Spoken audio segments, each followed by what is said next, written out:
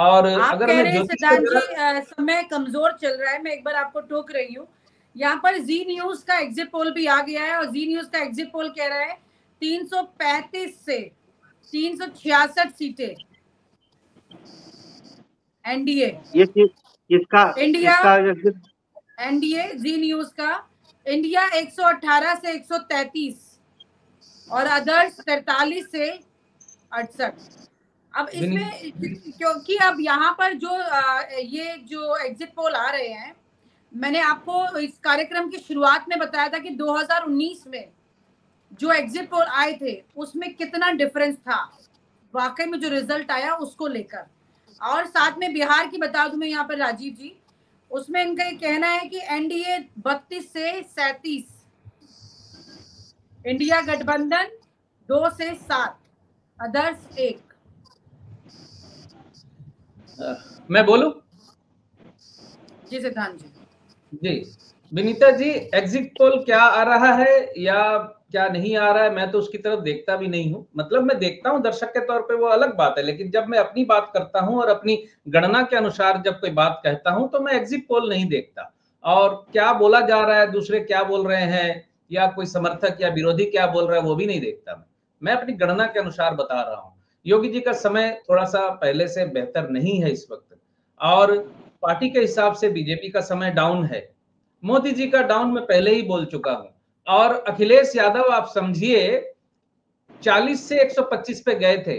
अब जरा सा और पीछे जाइए तो 2019 में अखिलेश यादव जी की कितनी सीटें थी सीटों के तौर पे? 40 थी, 40-45 थी। आज 2024 में अखिलेश यादव की सीटें 125 है। वो पहले से दुगनी से भी ज्यादा शक्तिशाली है।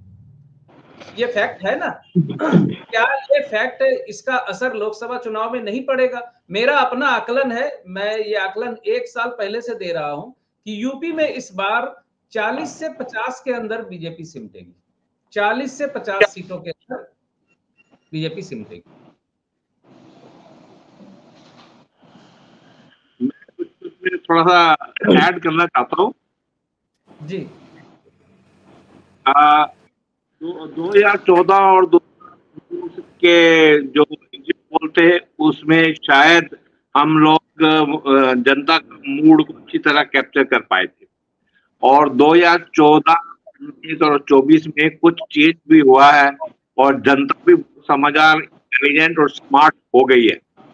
और आज की डेट में अगर से बात करते हैं तो 5-7 मिनट तक तो असली बात उस आदमी से मुंह से निकालना ही बड़ा मुश्किल है। तो जब तक वो नॉर्मल होता है, सही बताता है, तो टाइम निकल जाता है और तब तक सर्वेयर जो है अपनी पेशेंस लूज कर जाता है। पता नहीं हम उससे टाइम कैप्चर कर सकते हैं कि नहीं। इसलिए ये टाइम जो एग्जिट पोल्स है वो भी बड़े सेंसिटिव जा रहे हैं। ये एक रुझान का ही लगता है मेरे रहेगा।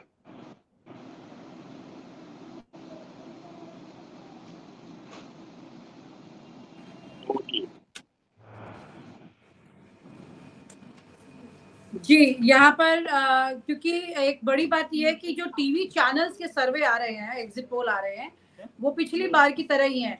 बड़ी बात यहाँ पर एक तस्वीर ये निकल के आती है सामने भाई जी कि जब आप चर्चा कर रहे हैं कि अभी जैसे कि बाबा जी ने मैंने कहा कि देश जो है वो चेंज मांग रहा है, लेकिन आंकड़े नहीं बदल रहे हैं। यहाँ पर 2014-19 के आंकड़े नहीं बदल रहे, चेंज नहीं हो रहा। देखिए ये टीवी चैनल के जो आकलन है उसकी बात करिए। अभी हमारे आकलन चल रहे हैं, वो तस्वीर वो साथ साथ हम आपके साथ साझा करते जा रहे हैं। मैं आपको बता दूं कि जो टीवी चैनल के आंकड़े भी हैं वो भी 2-2, 3-3 सीट तमाम ऐसे स्टेट में घटती हुई जरूर दिखाएंगे। 2-2, 3-3 दिखाएंगे। जो कि आप कर्नाटक में 2-3 घटी हुई वो लोग बताएंगे, जबकि आप जानते हैं जमीनी हकीकत क्या है। 2-4 सीटें कम उत्तर प्रदेश में भी दिखा देंगे, महाराष्ट्र में भी दिखानी पड़ेंगी वरना झूठ लगेगा, और फिर जाके शायद तमिलनाडु या केरला में बढ़ा देंगे या कुछ श्रीलंका से सीट ले आएंगे। तो ये जो एग्जिट पोल है ना इस बार का, ये इस मायने में मैं जो है इसके कोई मायने नहीं समझता हूँ, क्योंकि मैं इसके बिल्कुल मैं कंफर्म हूँ अपने कैलकुलेशन, और मैं जो आंकड़ा निकाल पा रहा हूँ विनीता जी, मुझे स्पष्ट तौर पर अब भी ये 400 क्या 3000 वोट सीटें दे दें एग्जिट पोल, मैं भारतीय जनता पार्टी को 196 से 219 सीट से एक सीट भी ज्यादा नहीं दे रहा हूं। मैं अपने रिपोर्टर, अपने ग्राउंड लोगों से, जो किसी सर्वे के नहीं, किसी की तरफ नहीं, टोटल में जो आकलन निकाल रहा हूं, ये क्या दे दे, मशीनों का मैनिपुलेशन सब कुछ मिला ले, मैं नहीं मानता हूं कि भारतीय जनता पार्टी को 196 से 119 219 से ज्यादा कोई सीट मिलने वाली है। तो मगर एक बात जरूर है कि एक हम जानते हैं, आप भी जानते हैं कि वो फोन कॉल आता है, फोन कॉल आने के बाद कहा जाता है ये है वो है और इतना करना है, उसके बाद मैं ये कर दूंगा और वो कर दूंगा, मैनिपुलेशन और मार्जिन के लिए जो है 10-20 सीटों को रखा जाता है। वो सारे खेल होते हैं बहुत सारे इलेक्शन को लेकर, उनको लेकर जो है जरूर ये इस तरह की प्रेडिक्शंस की जाएंगी, मगर इनमें कोई हकीकत नहीं है। मेरे हिसाब से मेरा ओपिनियन पोल ये है कि बीजेपी, जी टीवी, सुभाष चंद्रा और ये सारे उसके घर वाले सब मिला के 500 सीटें दे दें तो भी बीजेपी सत्ता में नहीं आ रही।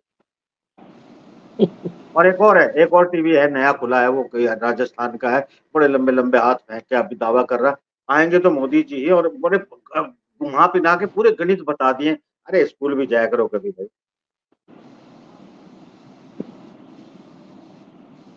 ये मतलब एक तरह से जो है वफादारी निभाने का काम किया जा रहा है। पता नहीं मुझे चल रहा है कि नहीं, या मेरा ये रुका हुआ है। सिद्धांत जी, आपको आवाज आ रही है मेरी?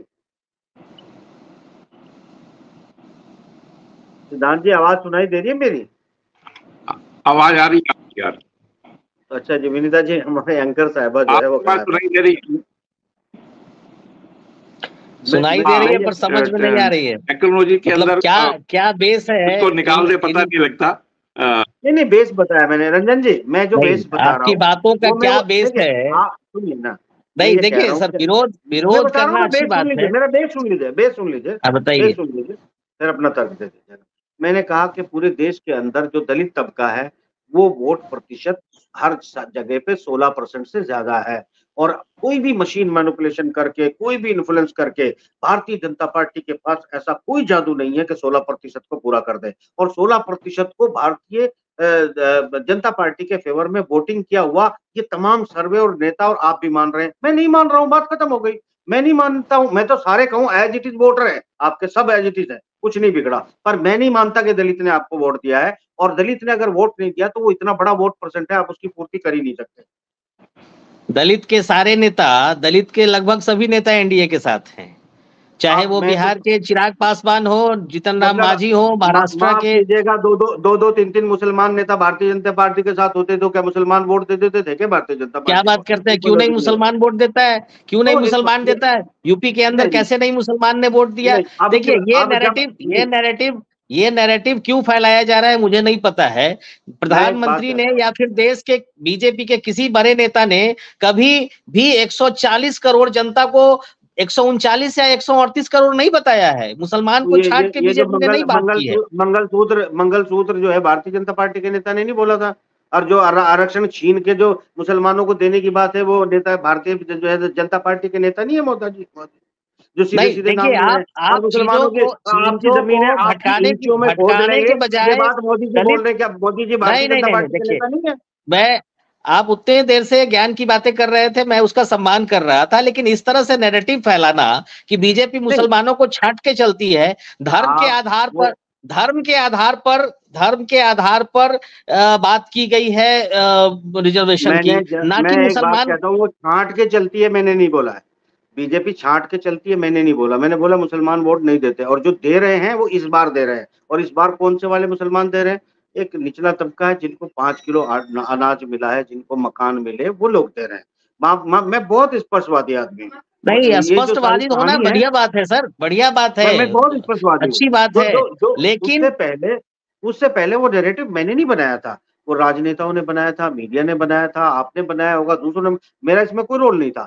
मैंने कहा कि जो देश में नैरेटिव था, पिछले चुनाव तक भी मुस्लिम वोटर्स ने वोट नहीं दिया, क्योंकि वो बुलडोजर भी, उससे पहले की धमकियां भी, सब कुछ चला, जिहाद बहुत कुछ चला है, ये सारी चीजें चलती रही है और एक भय का माहौल रहा है, उससे आप इनकार करें तो ये झूठ होगा।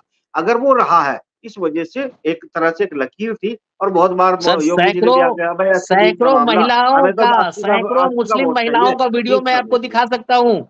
सैकड़ों मुस्लिम महिलाओं का वीडियो मैं आपको दिखा सकता हूँ जो उन्होंने आगे आकर बनाया है, आगे आकर खुद से अपने फेसबुक पेज पे लोड किया है। ये फैलाने की जरूरत नहीं है। मुस्लिम ने भी, हमारी पार्टी सबका साथ, सबका विकास और सबके विश्वास के साथ चलती है। हम लोगों ने कभी कोई फर्क नहीं आपने किया।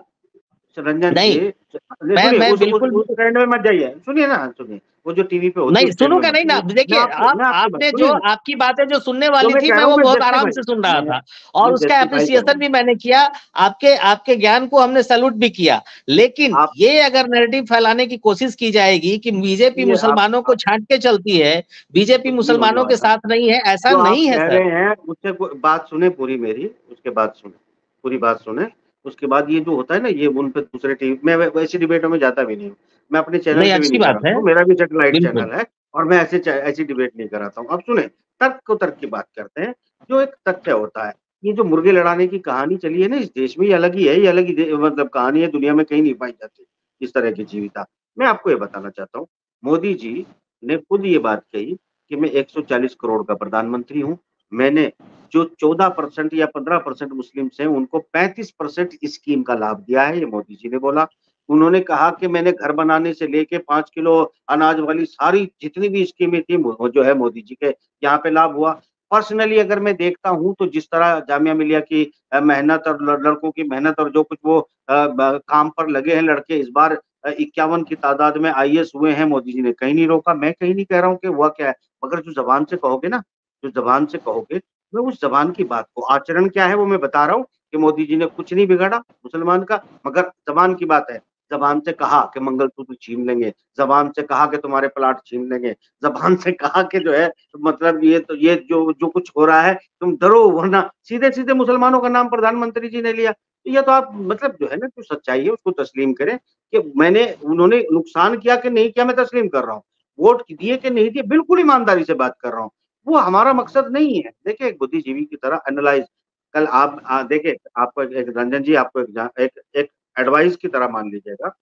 मैं भी बहुत ही पुराना बुढ़ा हूँ, वैसे ही जवान दिखता हूँ। तो आपको एक चीज बताना चाहता हूँ, तो मैं आपको, कि आने वाली जो दुनिया है ना, और कल 4 तारीख से जो दुनिया शुरू होगी, उसकी राजनीति का तरीका अलग होगा, वो दुनिया के साथ मिलकर चले जाएगा। ये सिलसिला 4 तारीख को थम जाएगा, जो अभी तक चल रहा है देश का।